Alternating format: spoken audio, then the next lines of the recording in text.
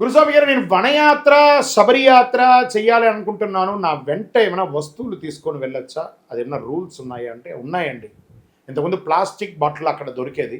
ఇప్పుడు ప్లాస్టిక్ నిషేధం కాబట్టి ముందు అర్జెంటుగా ఒక వాటర్ బాటిల్ కొనుక్కోండి. ఒక ప్లేట్ కూడా పెట్టుకోండి, మీ దగ్గర తప్పు లేదు. మీ మెడిసిన్స్, మీరు వాడుతున్న మెడిసిన్స్ కంపల్సరీ. అండర్వేర్స్, అండర్ ఆర్మ్స్కి ఈ అబ్జర్వ్ పౌడర్, ఇవన్నీ మెడికల్ రిలేటెడ్గా అన్నీ పెట్టుకోవాలి. ఎక్కడ పడితే అక్కడ స్నానం చేస్తూ ఉంటాం కాబట్టి.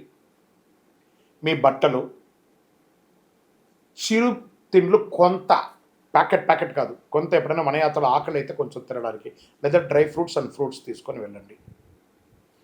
ఖర్చుకు కావాల్సినటువంటి డబ్బులు తీసుకొని వెళ్ళండి. అంతే, ఇంతకన్నా పెద్ద ఏముండదు. శరణమయ్యప్ప. గురుగారు, ఈ యొక్క వేదంలో ఈ అయ్యప్ప స్వామి గురించి, ధర్మశాస్త్ర గురించి ఎక్కడైనా ప్రస్తావన ఉందా అంటే 101% ఉంది. ఎలా చెప్పబడింది?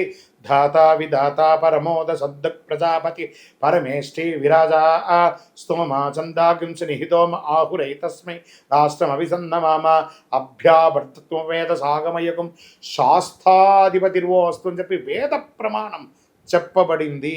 వేదంలో చెప్పబడింది. భూతనాథోపాఖ్యానం అని స్వామివారికి ఒక ఉపాఖ్యానమే ఉంది, అందులో కూడా చెప్పబడింది. స్కంద పురాణంలో ఈ యొక్క స్వామివారి గురించి చెప్పడం జరిగింది. జమదగ్ని వారు, పరశురాముడు వారి యొక్క తండ్రి నుండి జమదగ్ని వారి యొక్క అమ్మ స్వామివారిని పూజించిన ఆనవాళ్ళు ఉన్నాయి. ఎన్నో దేవతలు స్వామివారిని పూజించినటువంటి ఆనవాళ్ళు ఉన్నాయి. శరణమయ్యప్ప. అండ్ గురుగారు, ఈ మండల దీక్ష అంటే 48 రోజులు అంటున్నారు కదా, దీని అర్థం ఏంటి అసలు? ఎందుకు ఈ మండలం ఉండాలి అని అంటే, ఒక పక్షానికి 15 రోజులండి. 3 పక్షములు 45 రోజులు. ఒక పక్షానికి ఒక ప్రాయచిత్తం 1 రోజు, 3 రోజులు, 3 పక్షాలు 3 ప్రాయచిత్త దినాలు కలిపి 48 రోజులు. 49వ రోజు ఇరుముడి కట్టుకుంటాం. స్వామివారిని 51వ రోజు 52వ రోజు పోయి దర్శనం చేసుకుంటాం. అప్పుడు కాలంలో ఏం చెప్పారంటే 51 నోన్బిరుంది, 51 వ్రతం ఉండి 102 కుళియం కలిచి 102 సార్లు స్నానం చేసి భగవాండే పల్లి కట్టెడుతు స్వామివారికి ఇరుముడిని మోసుకొని తిరుపడి కయరణం అంటే మెట్లు ఎక్కాలని శాస్త్రం. అది కాలగర్భంలో 40 అలా మారుతూ వస్తుంది. ఇలా శాస్త్ర ప్రవచనం అయితే ఉంది. శరణమయ్యప్ప. గురుగారు, ఈ యొక్క అయ్యప్ప స్వామి వారి దీక్షలో అన్నదానం అనేది చేస్తారు కదా, ఈ అన్నదానం యొక్క ప్రాముఖ్యత ఏంటి? ఈ అన్నదానం ఎందుకు చేయాలి? అసలు అన్నదానం చెయ్యాలా? అన్నదాన ప్రభువే శరణం అయ్యప్ప, ఆర్యంగావు అయ్యావే శరణమయ్యప్ప. అన్నదానం అన్ని దానముల కన్నా అన్నదానం మిన్న. గజతురగ సహస్రం గోకులం కోటిదానం కనకరచిత పాత్రం మేదినీ సాగరాంతం ఉభయకుల విశుద్ధం కోటి కన్యా ప్రదానం నహి నహి బహుదానం అన్నదానం సమానం. అన్ని దానముల కన్నా అన్నదానం విన్నా.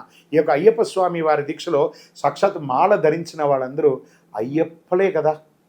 ఆ అయ్యప్పలకు ఒకరోజు అన్నం పెట్టడం, ఈ అయ్యప్పలకే పెట్టడం కాకుండా దారమ్మడి పోతుంటారు చూసారా బాటసార్లు, వాళ్ళకి పెట్టండి.